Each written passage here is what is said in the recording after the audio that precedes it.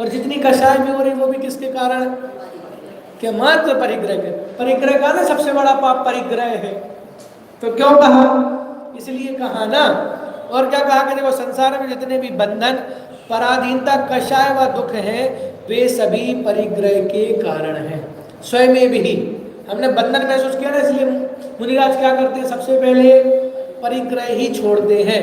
कुछ भी नहीं रखना, बोलो कुछ भी नहीं रखना। वो भी उपकरण इसलिए रखते हैं दो, क्यों है? बोलो नहीं तो किस चीज में राग नहीं होगा। आप कोई भी चीज रखोगे ना, बोलो सड़ा सा पेन लेके घूमो आप 2-4 दिन, नहीं तो आपको उससे राग हो जाएगा। क्यों?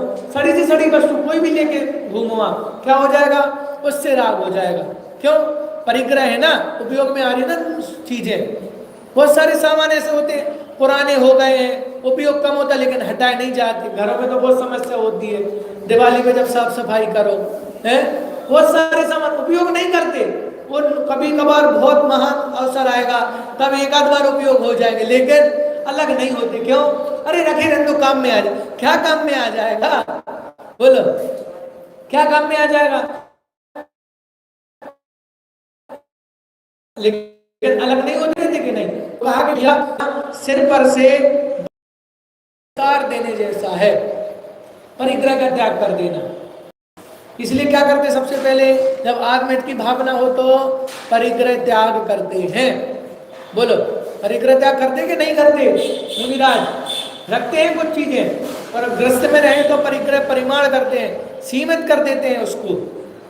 और क्या कहा कि परिग्रह का त्याग कर देना सिर पर बड़े भार को उतार देने जैसा है। बोलो कोई हमें चीज अमानत के लिए दे जाए या कोई चीज रख जाए तो कितना वजन लगता है कि भैया तुम ये चीज सौंप के गए थे, दिन गिनेंगे कि कब वो व्यक्ति वापस आ जाए, कब हम उसको उसकी अमानत सौंप दें। तो क्या भैया निर्भर हो गए? क्यों? जिम्मेदारी थी ना वो। ऐसे ये जितना परिग्रह वो क्या है कि वो बोझ ही तो है। तो कहा कि परिग्रह का त्याग कर देना सिर पर से बड़े भार को उतार देने जैसा है। अब देखो परिग्रह का त्यागी निर्बंध है। क्यों? कि भाई कोई परिग्रह नहीं है तो उसके लिए कोई भी आपको प्रयत्न नहीं करना, कोई भी प्रयास नहीं करना। बोलो वो कहाँ झाड़ू लगाएंगे? जब घर ही नहीं होगा तो झाड़ू पोछा कहाँ करेंगे? बोलो फिर आएगा विकल्प, चलो इनके घर में झाड़ू पोछा लगा दे, है? फिर कोई विकल्प नहीं। परिग्रह नहीं है तो फिर व्यक्ति बना हुआ भी नहीं है। जब जहां जाना है चले जाओ, है? हम कहते हैं ना भाई जब तक अकेले तब तक तो कुछ भी कर लो, सब आदमी फिर बन जाते हैं, फिर क्या करना पड़ता है? सोचना विचारना पड़ता है। इसलिए कहते हैं एकाकी जीवन सुंदर जीवन है। क्यों? झंझट नहीं होती ना। हमें जब भूख लगेगी जो मिलेगा तो हम खा लेंगे, है? अब परिवार के साथ जाओ तो पूरी व्यवस्था पहले से देखना पड़ता है कि वहां होगी कि नहीं होगी। अकेले जाना हो तो कोई दिक्कत नहीं होती, तो निर्बंध रहता है। और परिग्रह त्याग का फल स्वर्ग और मोक्ष है। तो जितना परिग्रह बोझा बढ़ेगा ना, तो बोझा बढ़ेगा तो क्या होगा? नीचे झुकते जाओगे कि नहीं झुकते जाओ, और जितना बोझा हटेगा उतना ऊर्ध्वगमन होगा। तो स्वाभाविक ही है। तो कहा स्वर्ग और मोक्ष है। परिग्रह का त्याग ही समस्त कल्याण का मूल है। बोलो क्या कहा?